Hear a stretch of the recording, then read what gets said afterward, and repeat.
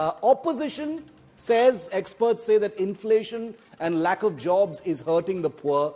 What would you say to these critics is the question that was put to the Prime Minister, to which his response to India Today was, and I quote, "Let's put allegations aside and discuss the facts. Despite 2 years of a once-in-a-century pandemic and global conflicts disrupting global value chains and even causing recessionary pressures across the world, India has shown remarkable resilience.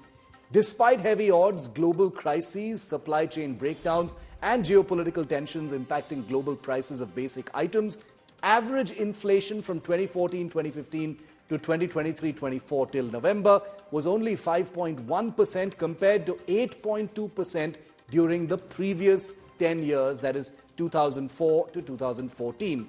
Which is higher, inflation of 5.1% or 8.2% is what the Prime Minister says. Let's just decode that for a moment, because this is the this is the very emotive issue of inflation, price rise, and job creation. Sanjay, I want to quickly come to you on that because you had your finger raised. Let's get a first word from you. The Prime Minister there says, put aside the allegations. Let's just compare the numbers. Which is higher, 8.1 or 8.2 or 5.1? Sanjay.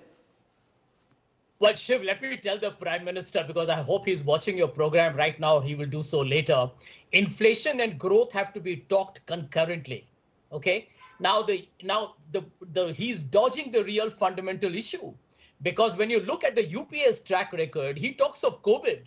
Well, the UPA had the Great Recession, the mortgage crisis that was the worst after the Great Depression, number one. Number two, the UPA's growth rate, if you look at UPA 1, was over 8.5%.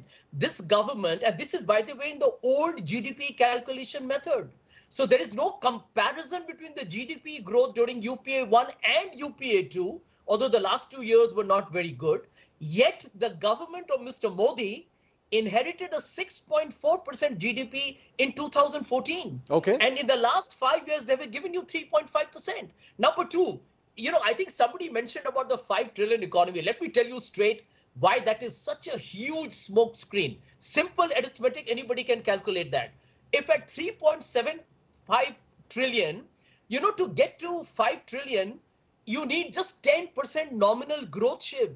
What is 10% nominal growth? A GDP of 6% and 4% inflation can get you to 5 trillion. You don't need a Narendra Modi, you don't need a Rahul Gandhi. Anybody on this panel, even my junior most management trainee, if he's the Prime Minister, should be able to get you 5 trillion. This is all nothing but hype and exaggeration. Okay. You look at the mechanics here. You need basic GDP of 6% to get there and a 4% inflation. Okay. What's the big story? Siddharth and Ashok have their fingers up. Siddharth, you want to counter that? Well, very quickly, 6.4% in the outgoing year of Manmohan Singh, and I wonder why Sanjay forgets 2016-17, a growth of 8.26%. And this repeated.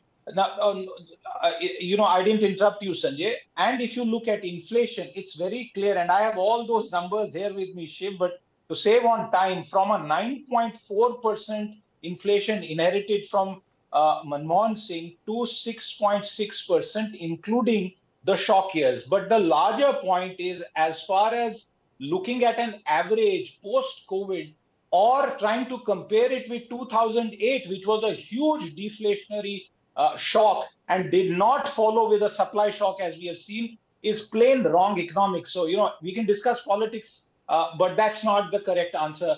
Absolutely. Ashok, you want to add to that? Just 2 points to what Sanjay said. One, I'll just pick up on the crisis this government faced with COVID and the crisis the UPA government faced with the global financial crisis of 2008, which Sanjay referred to. The responses of both governments are telling. This government did not splurge money. It doubled down on infrastructure spending, on building the economy for the future, on creating a roadmap for a longer-term sustainable growth. The UPA government, in a similar crisis, went on a binge and gave loans to cronies, gave loans to people who did not deserve those loans, and put our banks into a crisis which took a good part of a decade for them to come out of. So that comparison is there for all to see.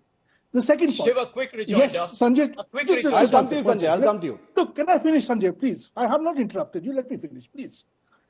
It's the second point. Yes, if you make me Prime Minister, Sanjay Prime Minister, anybody Prime Minister, the economy at some point will reach 5 trillion and at some point will reach 10 trillion. I agree. That is not the point here. In the mid-2030s, India's GDP will be about $10 trillion. Mr. Modi says by the early 2030s, maybe 2035, right? Now, the question is today our economy is GDP is $3.8 trillion with manufacturing at 14%. Mr. Modi is saying make it 10 trillion with manufacturing of 25%. That is the key question. Will we reach 10 trillion with 25% manufacturing or 15% manufacturing? That is the key question. And what has he done towards achieving that? He has worked on infrastructure. He has worked on logistics, not complete, work in progress, but he's working on it, Gati Shakti. He's worked on digitization of the economy and society. He's worked on manufacturing incentives through the PLI scheme. He's worked on formalization of the economy through GST and other measures.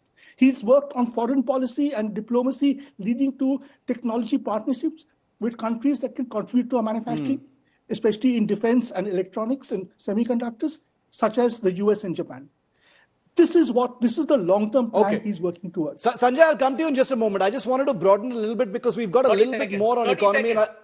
Just give me 30 seconds. Okay. Quick rebuttal. Yeah. Ashok, look at after all the hype over Make in India, what is the manufacturing component in India's GDP? Nothing over 10 years. It's a lost and a dark decade of economic losses. Number two, if really India had grown, 56% of Indian families need to be given 5 kilograms of food grains to subsist. What are we talking about?